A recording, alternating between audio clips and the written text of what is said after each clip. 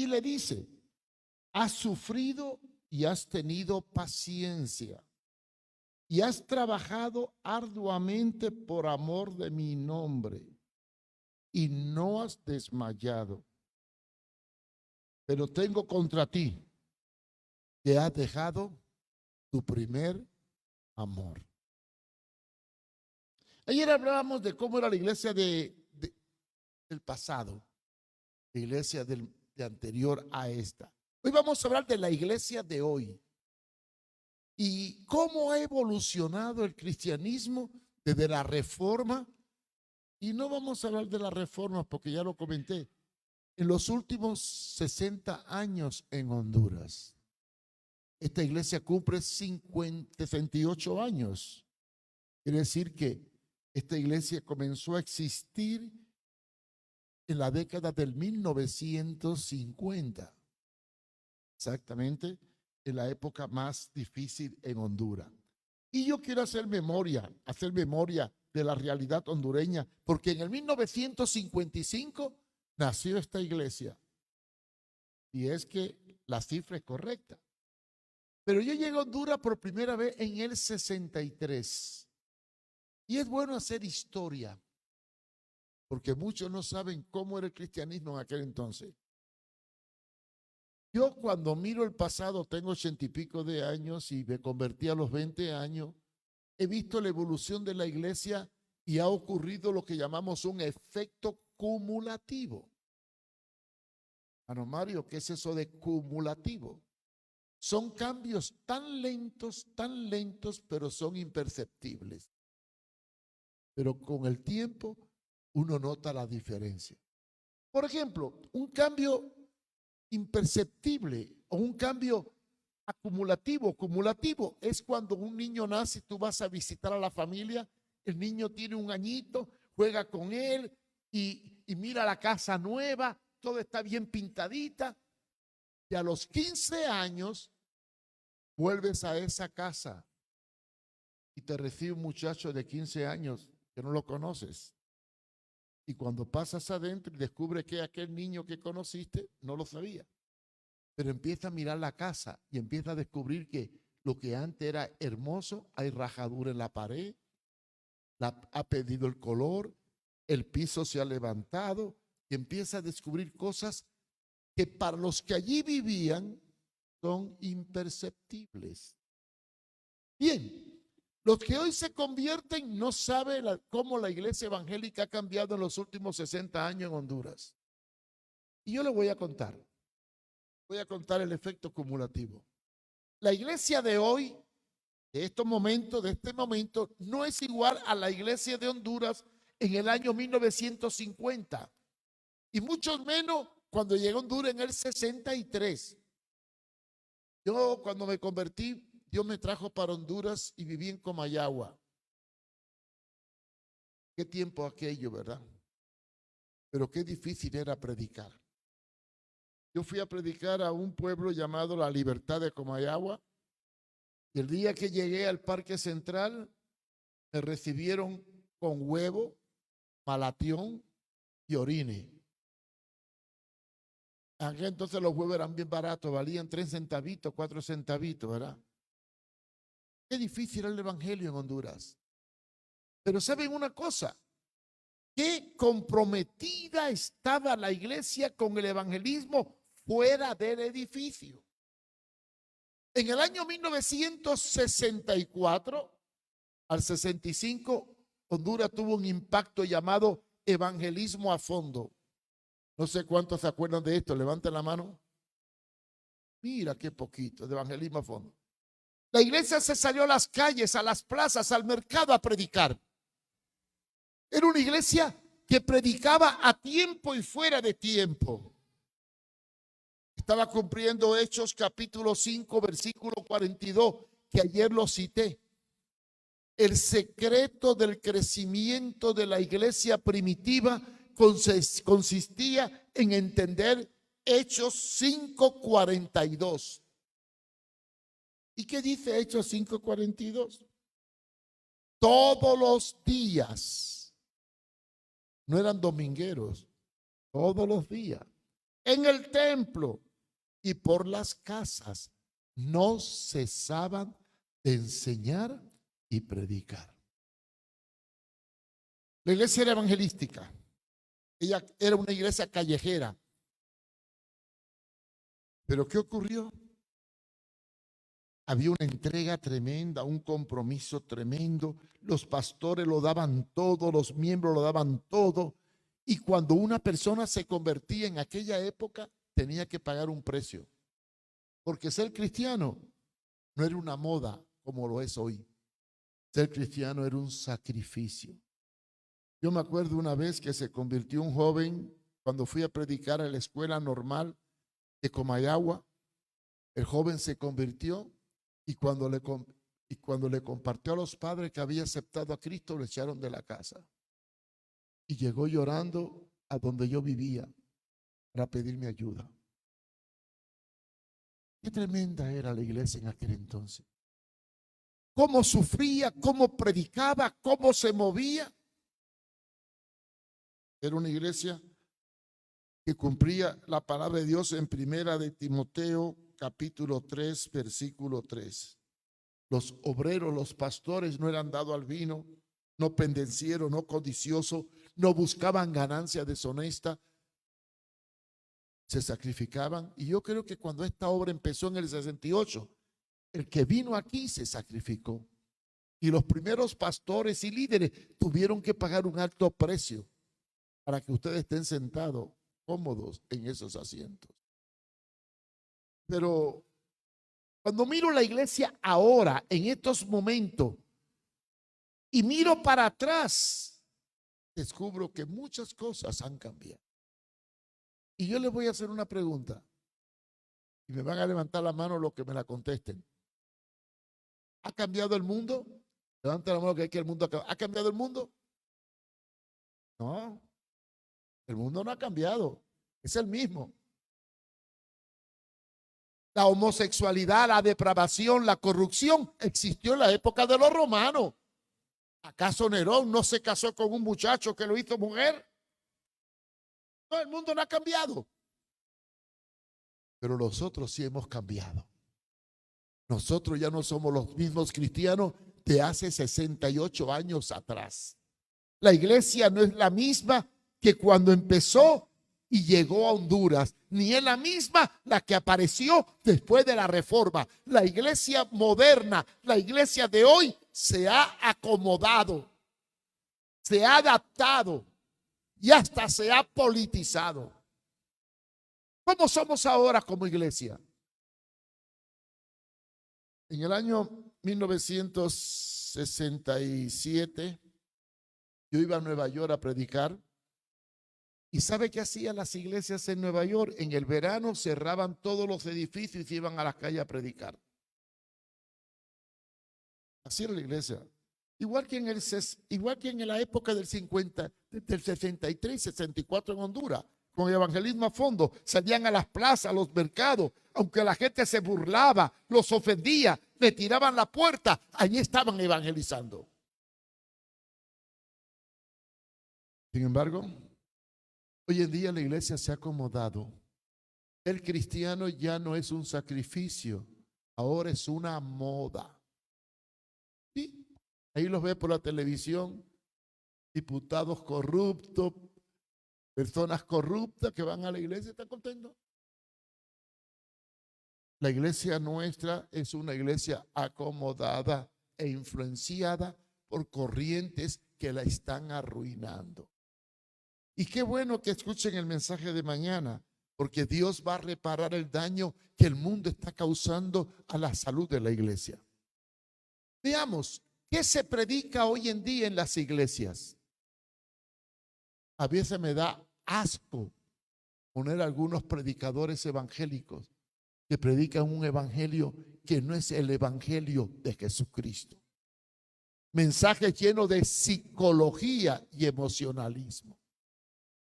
Tratamos de usar técnicas motivacionales para que la gente hagan confesiones llamadas positivas. Muchas veces le hacen ver la realidad contraria a lo que es. Y lo peor de todo, estamos tratando de adaptar la iglesia al mundo a tal grado que cuando el mundo se dé vuelta, la iglesia puede hasta desaparecer. Ha cambiado mucho. Cuando yo empecé a predicar,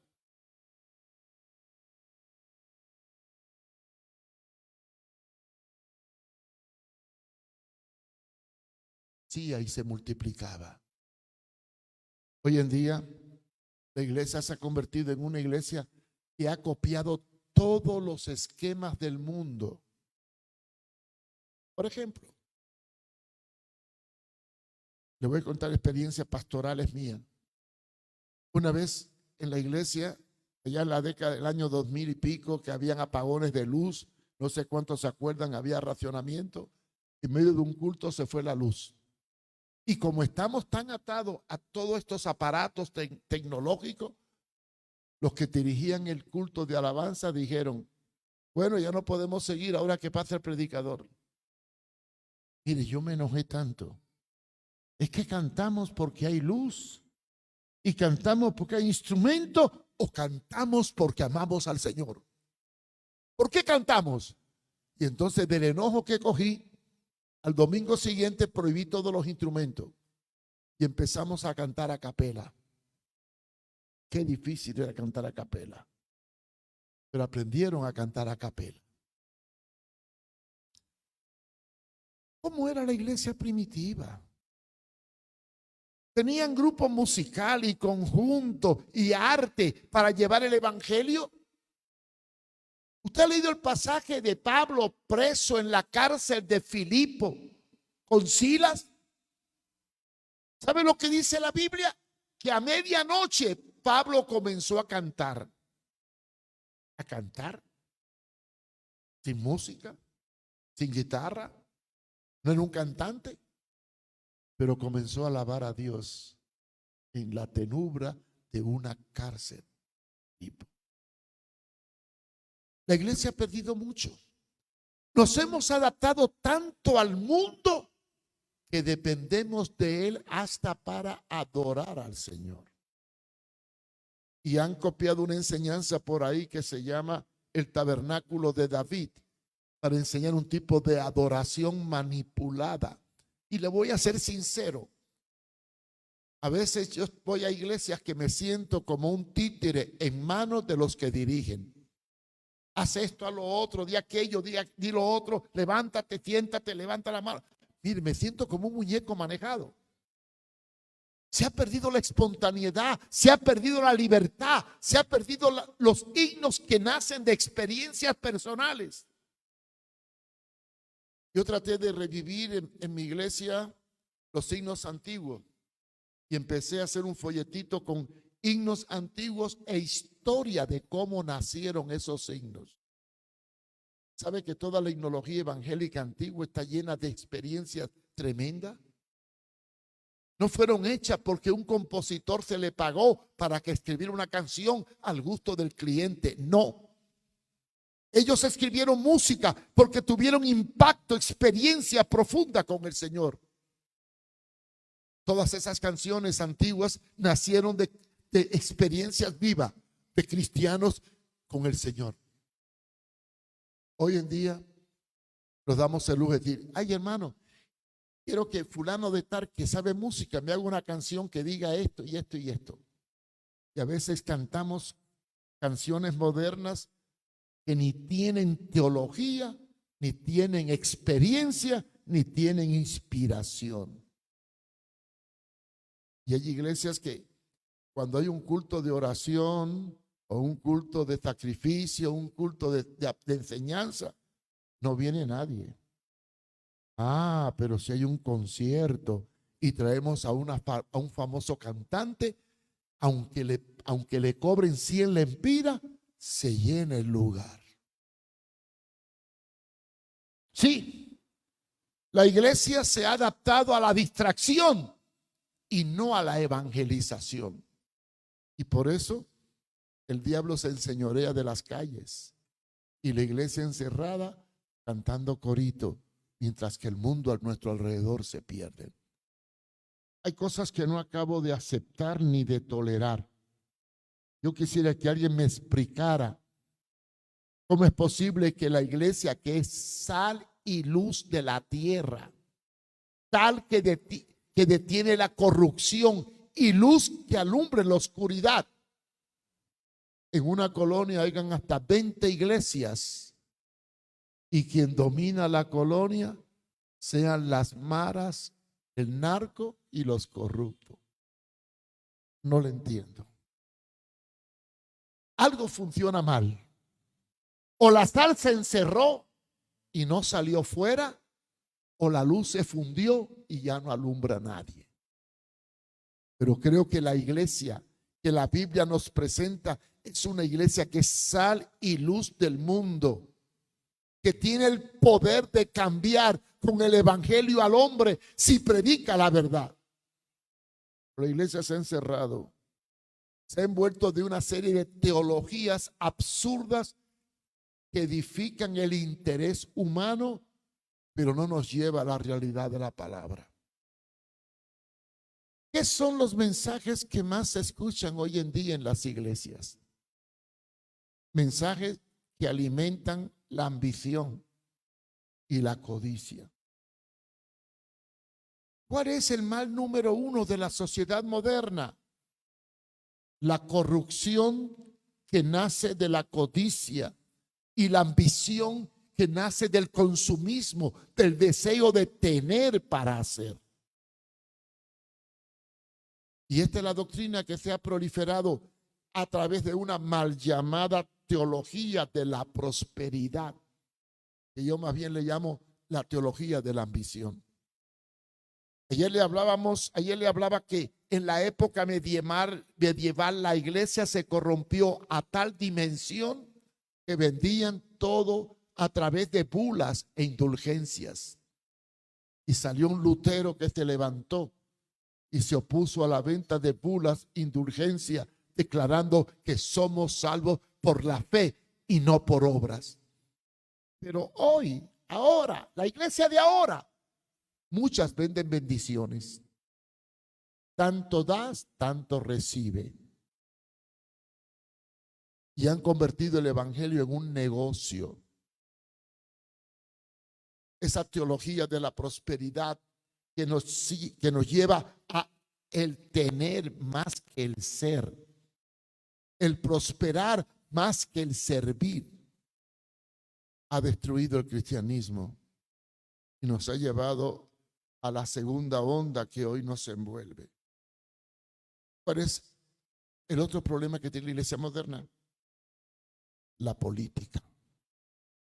¿Cómo se han metido las influencias políticas dentro de la vida de la iglesia? Y lo terrible no es la influencia política. Lo más terrible es que la culpa de que Honduras esté como esté no la tiene sino la iglesia. Miren, vamos a hablar estadísticas. Según las estadísticas, el 45% de los evangelios, el 45% de la población hondureña es católica, apostólica y romana practicante. Y un 40% son evangélicos. 45 y 40 son 85. Nos queda un 15%. Ahí. Quiere decir que, pongamos que en ese 15% que queda para llegar al 100%, tenemos los de la ideología LGTBQ, los del otro bando. Y tenemos a los ateos o escépticos. Entre ateo, escéptico y movimiento LGTBQ tendremos un 15% de la población. Si este 85% de cristianos fueran verdaderamente cristianos y no cristinos, no estaríamos como estamos. ¿Y por qué? Porque si somos cristianos, no pensaríamos políticamente, sino moralmente. Y usaríamos la Biblia para tomar decisiones y actuaríamos de acuerdo a la palabra de Dios. Y no permitiríamos que corruptos, adúlteros, ladrones, fornicarios, mentirosos pudieran gobernar un país. Pero no usamos el criterio bíblico para discernir a las personas y elegimos lo que tenemos. Como consecuencia de ello, hasta pastores se han metido en política y se han prestado a política. Yo siempre he condenado la iglesia mezclarse en política. Creo y estoy convencido que la iglesia tiene que ser laica. El Estado tiene que ser laico. La iglesia tiene su principio. Hay dos valores bíblicos y le voy a decir los 4 principios del evangelio. Cristo es el Señor. ¿Estamos de acuerdo? Segundo, la iglesia es su reino. Un reino dentro de otro reino. Tercero, todos somos siervos. Y cuarto, algunos son mayordomos. Si la iglesia es un reino dentro de otro reino, no debe contaminarse con el otro reino, sino tiene que confrontar con la verdad el otro reino. Además de que la iglesia moderna se ha contaminado con la política y se ha envuelto de los afanes y la codicia de este mundo, también ha cometido un error. Predicar un evangelio diluido, un evangelio suavizado. Hay en esto del efecto cumulativo, aún hay que tener cuidado con la Biblia que compramos. Bueno, no tengo tiempo de hablar de la Biblia que compramos, pero hay Biblias descafeinadas. ¿Qué significa descafeinada? Que han ido suavizando los términos para no herir a nadie. Por ejemplo, la versión más antigua a la prostituta le llamaba ramera. Después apareció ramera, se convirtió en trabajadora del sexo. Y lentamente hemos ido suavizando. El pecado se convirtió en error. La hipocresía en insinceridad. Y hemos ido cambiando los términos para no herir a nadie. Incluso hay una versión bíblica que cuando dice, y el leproso, es que decirle leproso es discriminatorio, y el enfermo.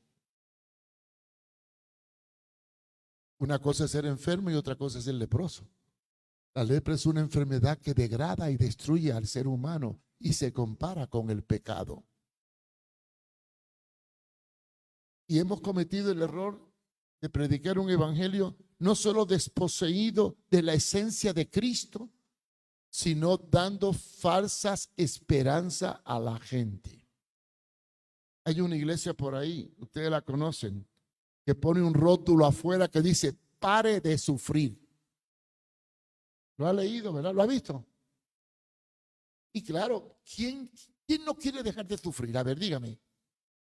¿Verdad que Yo al principio pensé, pare de sufrir. Pensé que al entrar ahí le pegaban un tiro porque muerto ya no sufre.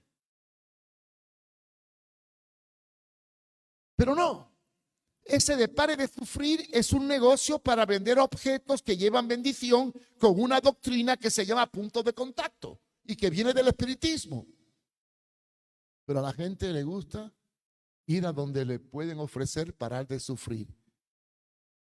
Serse rico, ser bendecido, ser próspero. Tú quieres llenar una iglesia, pon un rótulo que diga, Dios te va a bendecir y te va a hacer rico. Ven con nosotros.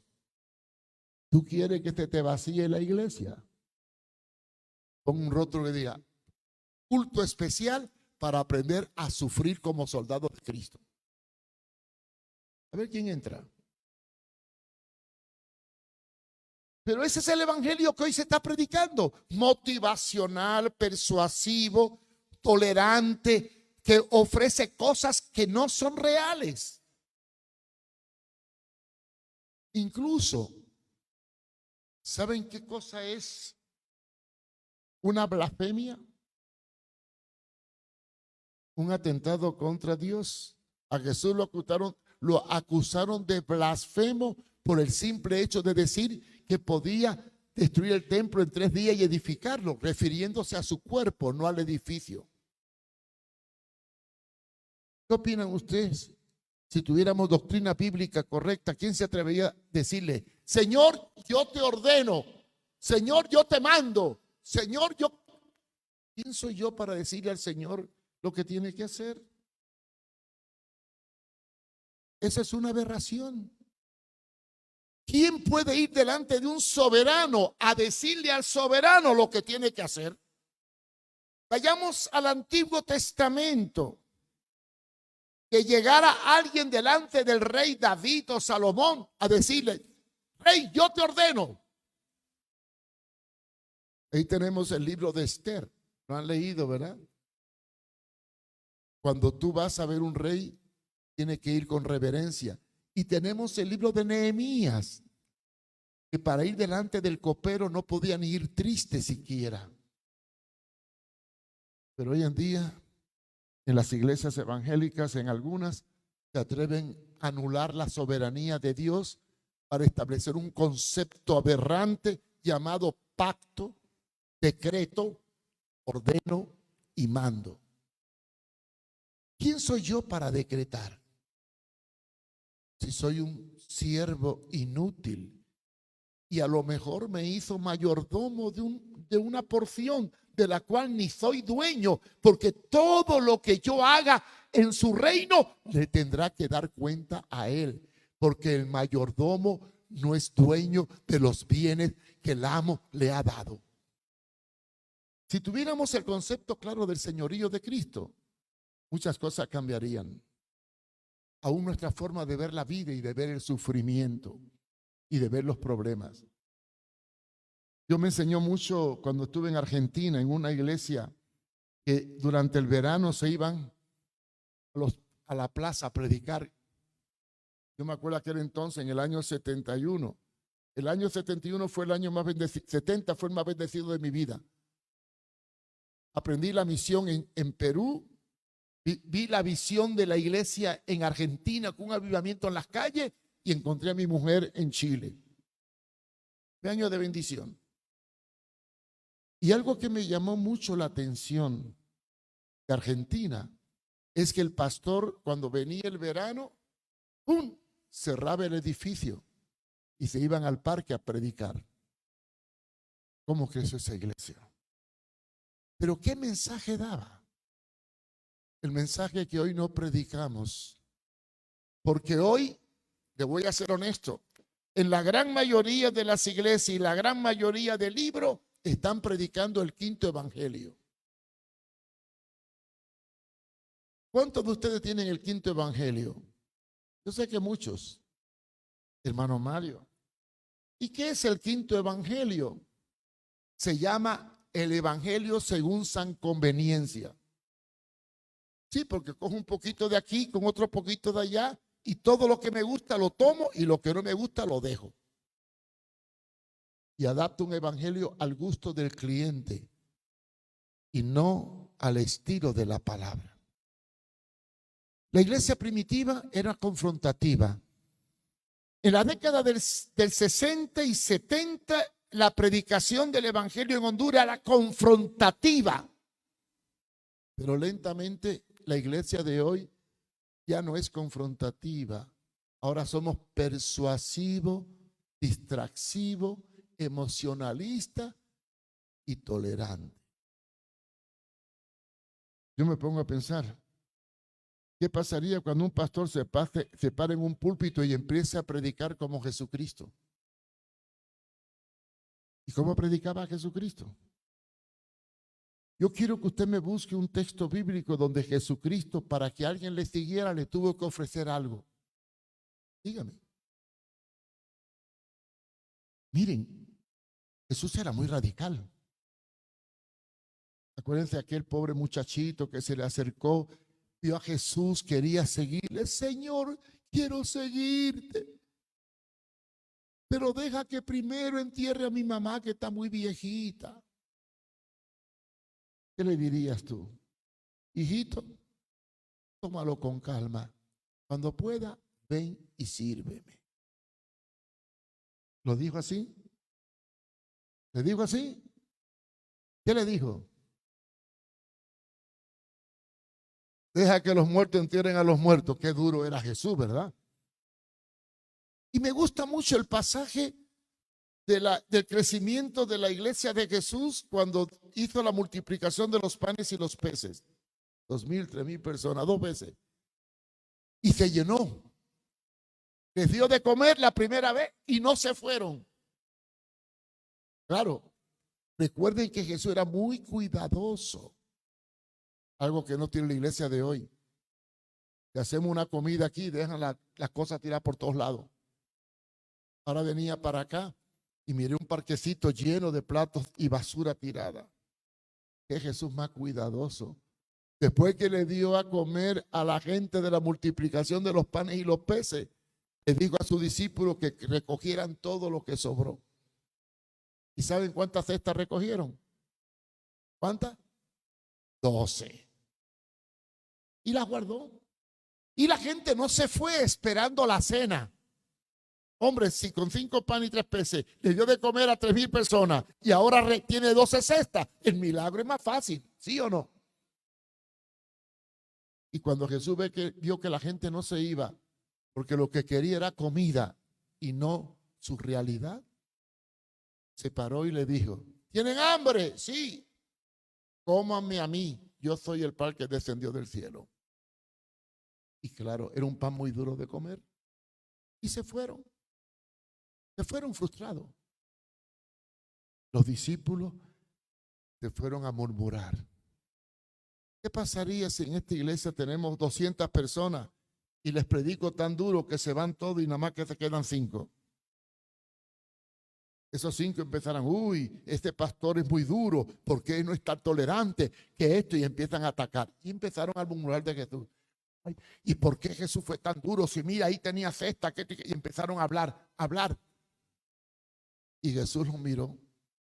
Yo me pongo a pensar, si yo veo que los hermanitos se desaniman porque la mayoría se van, ¿qué haría yo como pastor? Motivarlos. No se preocupen, hijo, otros vendrán, tengan paciencia, tranquilito. Ya. Lo que hizo Jesús. ¿Y qué les pasa a ustedes? ¿Se quieren ir también? Pues váyanse. Qué duras son sus palabras. Y reaccionó Pedro: Señor, ¿a quién iremos? Y tú solo tienes palabra, vida. Ese se llama el evangelio confrontativo y no persuasivo. No es el evangelio de la ambición, el de pare de sufrir. Es el evangelio de hay que sufrir, hay que pagar el precio. Bienaventurado cuando por mi causa os persigan y digan toda clase de mal contra vosotros mintiendo. Alegraos porque vuestra recompensa es grande en los cielos. Y esa es la iglesia que hoy necesitamos y que no tenemos. En conclusión, hemos ganado gente, hemos crecido, somos más, tenemos más recursos, más comodidad, más tecnología, pero ¿tendremos calidad de gente en la iglesia? ¿Tendremos calidad de vida? ¿Podremos corregir a los que andan mal sin que digan: me voy para otra iglesia que me van a dar más bendición? ¿Podremos predicar un evangelio en donde la entrega es absoluta y no relativa? Una iglesia donde el señorío de Cristo no sea un rótulo en la pared, ni un texto memorizado, ni un corito, sino una realidad. ¿Qué significa el señorío de Cristo en la vida del cristiano? Desposeerse de todo, rendirse incondicionalmente,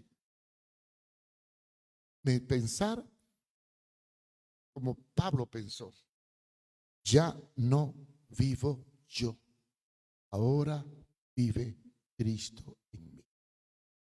Y lo que vivo en la carne, lo vivo para agradar al Hijo de Dios. Soy un siervo, soy un mayordomo. Dios me puso para padecer como soldado de Jesucristo. Pero esa calidad, ese sermón no lo predicamos, porque a la gente le gusta que le prediquen cosas que les guste. no tenemos claro algunos conceptos fundamentales del evangelio verdadero, como es el señorío de Cristo, la soberanía de Dios, la negación del yo y el ser siervos. Por eso yo oigo unos disparates evangélicos terribles. Ahí viene el gran siervo de Jesucristo. Gran siervo. Si es grande, no es siervo. Y si es siervo, no puede ser grande. Vivir para el Señor.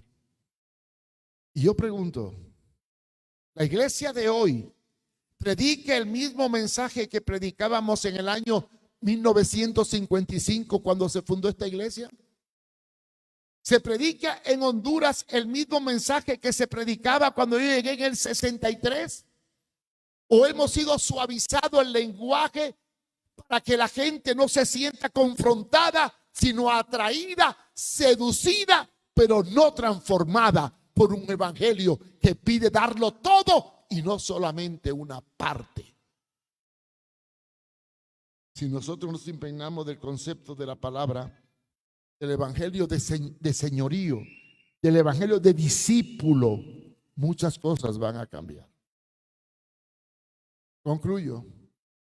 En el año 1972 volví a Honduras después de casado y comencé a trabajar en mi ministerio de brigadas, y Dios me llevó a buscar drogadictos y personas perdidas en la colonia Kennedy. Y yo nunca pensé meterme a hacer eso, pero descubrí un secreto que para mí ha sido el secreto más lindo de la iglesia primitiva que se ha perdido: el discipulado. Tomé discípulos y los formé, no con un evangelio de fantasía, sino con un evangelio de confrontación y transformación. Porque yo aprendí esto. Cuando yo me convertí en el año 1961 en una campaña de Billy Graham, el Señor me pasó por muchas experiencias, pero el impacto más grande fue cuando pude entender que el evangelio de Cristo es un evangelio que nos lleva al señorío absoluto de una soberanía de uno que es dueño de todo lo que hago. Y eso cambió toda mi vida.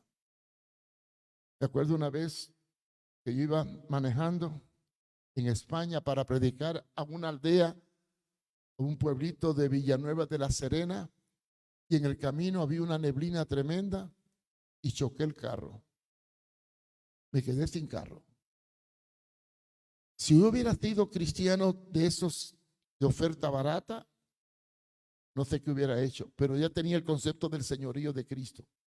Y eso me dio una transformación tremenda. Y si estoy vivo ahora, es porque acepté en ese día el señorío de Cristo.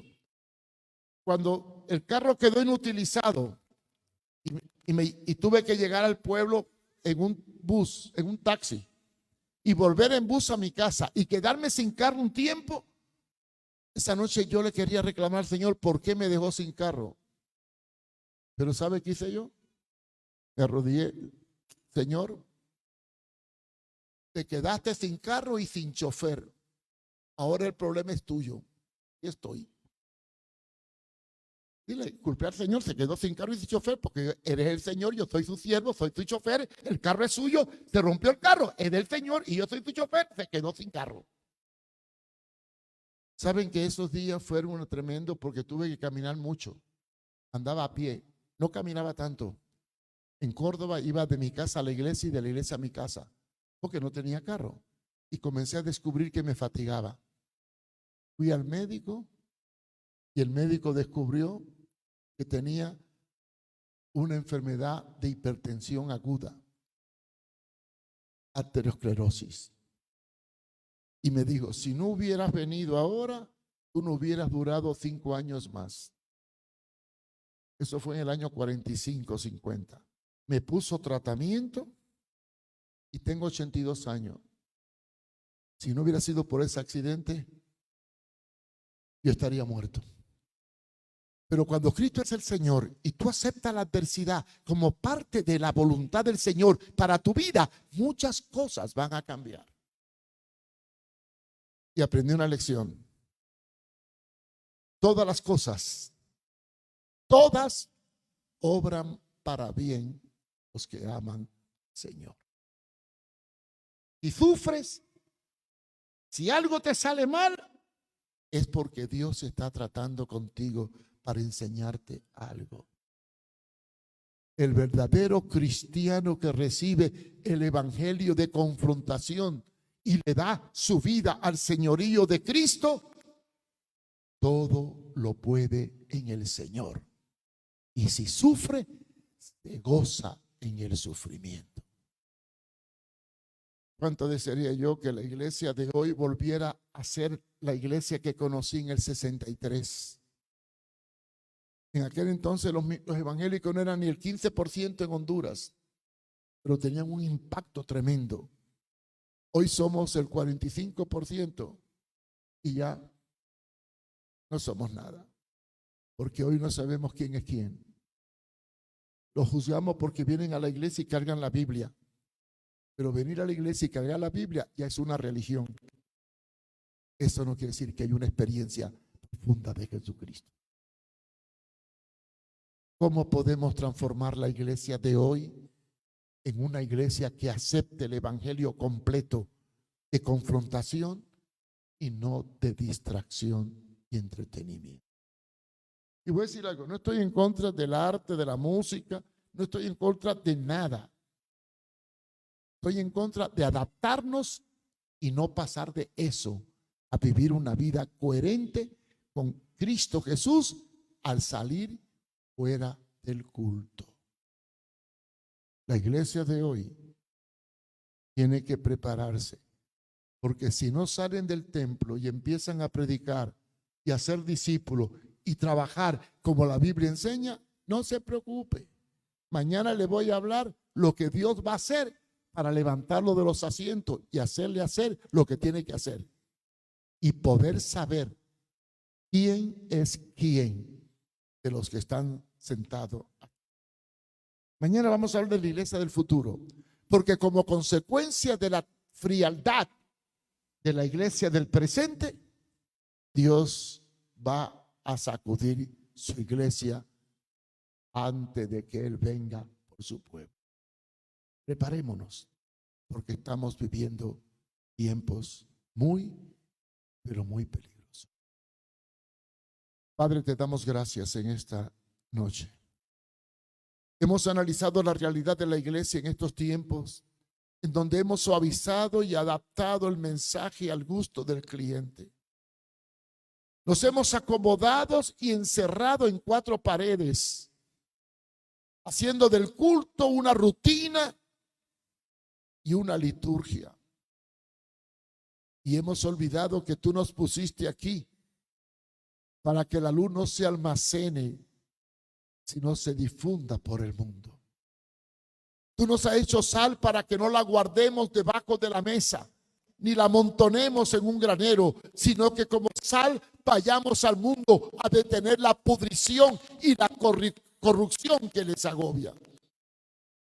Ayúdanos a entender, oh Dios, que todos nosotros somos siervos y tú eres el soberano, y que debemos venir a ti no a pedirte, sino a darte todo lo que tenemos para que tú puedas hacer en nosotros una obra perfecta. Haznos retroceder, oh Dios, al año 1955, cuando la obra comenzaba en medio de dificultad, porque entonces así podremos valorar el poder del evangelio de Jesucristo. Gracias, Señor, en el nombre de Jesús.